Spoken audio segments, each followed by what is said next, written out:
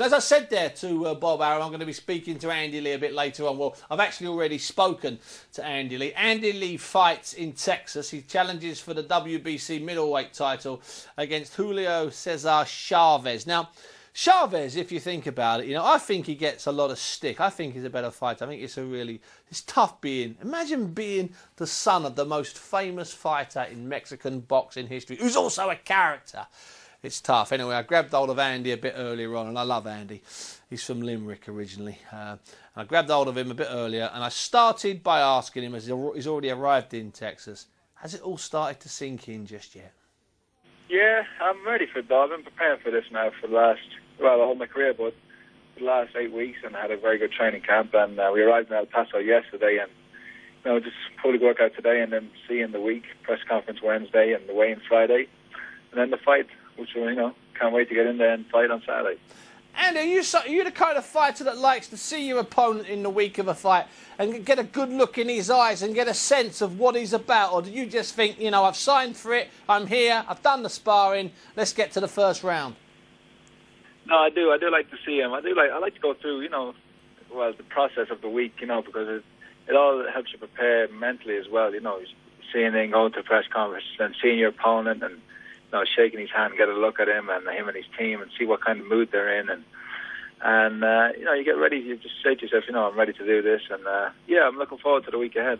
Have you tried to block out all of the stuff that's been said and written and spoken about with Chavez? The idea that, he's struggling with the weight, he might have a drink problem, that drink driving situation, the Ariza conditioning stuff. Have you just had to sort of block that out, Andy, or have you been taking that in and assessing it?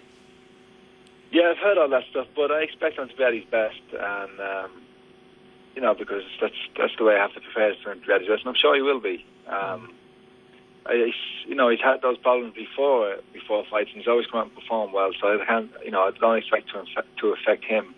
So I'm expecting him to be at his best, and that's why I'm going to be at my best. But he seems to have a bit of disruption in his camp, but hopefully if it does distract him, then it's better for me. Yeah, absolutely. What about the crowd there, Andy? A couple of things. First of all, two-part question. Do you have any idea what size it will be? And more than that, are you ready? Because it could be fairly anti-Andy Lee, couldn't it?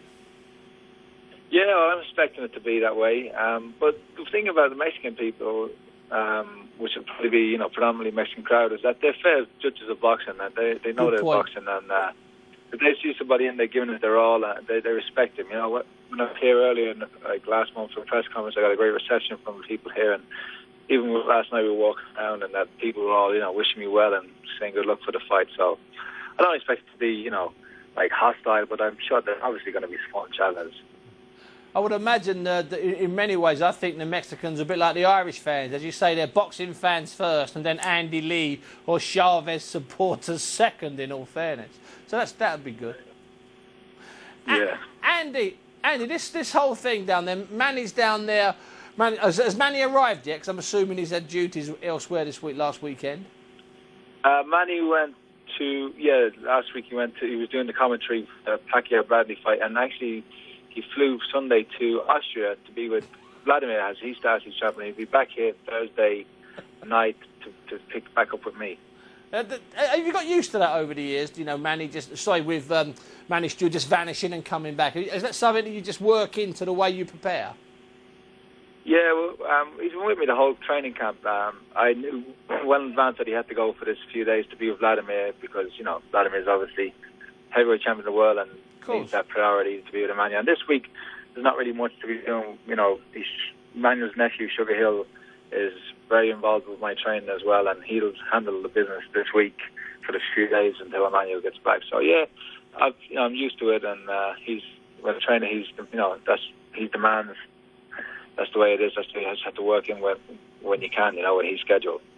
Now, Andy, I know that you're an international fighter now, loved and adored almost, certainly in lots of American cities. But do you see a title defence one day back in Ireland? Is that something that, if you allow yourself to dream, you dream of? Yeah, I'd love it. It'd be nice to, well, my first dream is to win the title, and then, always one day just come home with that belt and, be greeted at the airport by my family and friends, and that would be nice. And then to defend the title at home would be special.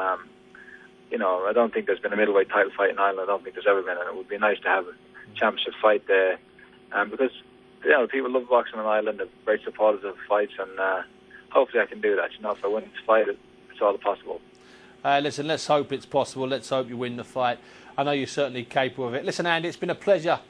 Been a pleasure talking to you, not just tonight, but over about the last 10 or so years. Enjoy Saturday night, son. Very much. I remember when you came to Limerick, and it was in the house, you and the crew. So thank you very much for all the support, and I'll be back on the show again, and hopefully boxing on, commentating on my fights again in the future. That was Andy Lee there. We're in